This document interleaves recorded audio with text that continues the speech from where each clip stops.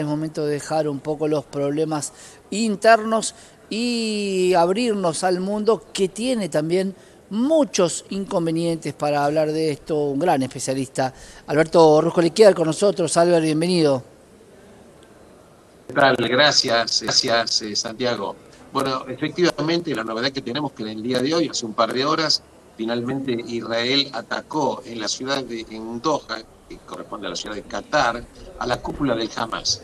En realidad intervinieron en la operación 15 aviones que utilizaron una munición muy especial, destruyeron únicamente el lugar donde los líderes más importantes del Hamas estaban reunidos. La pregunta es, ¿por qué estaban reunidos ahí? Porque la verdad es que cuando Hamas rechazó la última propuesta del presidente norteamericano Trump, se preparó toda una situación para hacerle una contrapropuesta. La verdad que cuando se le hizo la contrapropuesta, nuevamente los líderes más importantes del Hamas se reunieron en ese lugar determinado y ahí fue cuando Israel atacó. Evidentemente acá tenemos que considerar dos o tres cosas. En principio, que los dirigentes más importantes, primerísima línea de Hamas, fueron liquidados en este ataque quirúrgico. Número uno. Número dos, hay que tener en cuenta que este ataque jamás se hubiera podido producir sin dos situaciones. Uno, una infiltración experta y muy profunda del Hamas dentro del Mossad Del en la Mossad. información que tenía respecto de esta reunión y aparte con la autorización de Estados Unidos de Norteamérica. ¿Por qué digo Estados Unidos? Porque hay que recordar que Estados Unidos tiene en Qatar la mayor base militar en todo el Medio Oriente. Y desde ahí parten siempre los Claro. operativos militares cuando Estados Unidos quiere atacar. Cuando Y en segunda escuchábamos, instancia, Albert, cuando nosotros escuchábamos que Israel atacaba a Qatar, pensamos que volvía a ser un nuevo conflicto, porque también estaba Estados Unidos, pero en principio, y por lo que vos nos contás, fue un ataque directo a la cúpula de Hamas. Y esto te abro otra pregunta: ¿qué pasa cuando una organización no tiene más líderes, si no es más peligroso que asuman estas segundas líneas con menos experiencia y menos tacto? bueno, es muy buena pregunta y muy profunda. La verdad es que yo te diría en principio que la idea es que los líderes más experimentados en las negociaciones fueron liquidados. No fue liquidado aparentemente un tal Meshal, que es el que dirige Hamas en el extranjero, porque él no formaba parte del equipo negociador. No obstante, posiblemente, y como un escenario posible, digo posible, Santiago, es que como que hay que empezar a nombrar nuevos líderes con no tanta experiencia en las negociaciones y posiblemente quién va a tener la autoridad para que nombren a un líder y que los demás lo acepten. Quizás entre en una especie, digo quizás, en una especie de descontrol o algún tipo de pérdida de efectividad en la unidad de criterio. No obstante, es que jamás ya peor de lo que estaba no podía estar, porque en definitiva, recordemos que hoy el primer ministro israelí, Benjamin Netanyahu, dijo: hemos decidido la operación en base, entre otras cosas, por el ataque terrible que hubo ayer en Jerusalén, que tirotearon un ómnibus, mataron a 7 israelíes, 7 personas que estaban ahí. Y la verdad es que el tema de cazar a los líderes jamás no es una novedad, ya estuvo en la mente de Israel hace mucho, pero mucho Claro. tiempo. Pero hay un detalle significativo, es que el movimiento terrorista Hamas está acusando, Santiago, acusando al gobierno catarí de haber sido cómplice en la operación.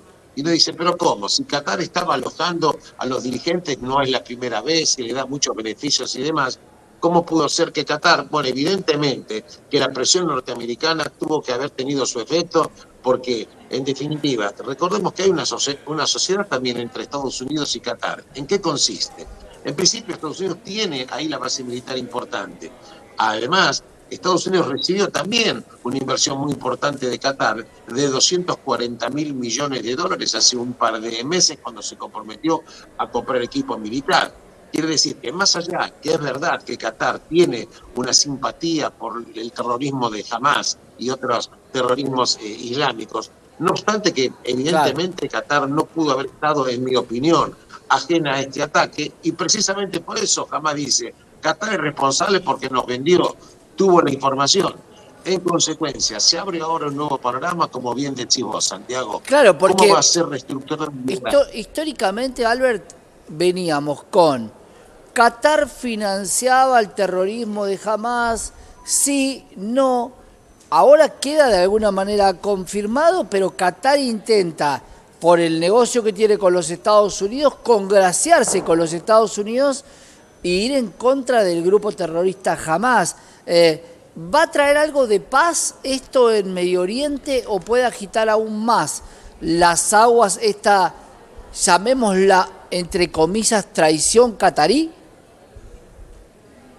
Buena pregunta. Digamos lo siguiente, que el gobierno de Israel en este momento tiene una pinza que está trabajando en dos situaciones. En principio, ocupando la ciudad de Gaza, que no hay que confundir con la franja de Gaza, en la ciudad de Gaza, tratando de desplazar a los gazatíes hacia el sur, donde se instalaron hospitales, lugares para aprovisionar comida, etcétera, para hacer el último empujón fortísimo a los túneles de Hamás, donde se presume que están una parte de algunos de los rehenes.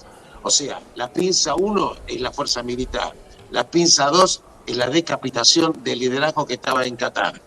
Ahora, si esto va a terminar la guerra, es muy temprano para decirlo, porque yo siempre digo, podés eliminar un enemigo físicamente hablando, pero la idea no se extermina con una bomba, no se extermina, porque en realidad jamás, no es el único movimiento terrorista que hay en este yihadismo islámico. Tenés también la Yihad Islámica Palestina, en su momento fue el ISIS, en su momento fue el Al-Nusra. En definitiva, lo que sí creo que evidentemente el tema de Hamás está llegando a un punto, yo diría, bastante cercano a su minimización.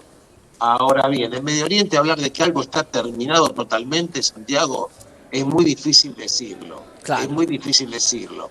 Evidentemente un panorama nuevo se tiene que abrir inevitablemente, porque vos ponete a pensar que no puedes seguir, Israel no va a seguir soportando, porque ya no le interesan más críticas de otros países, no va a seguir soportando que su población esté totalmente, prácticamente escondida.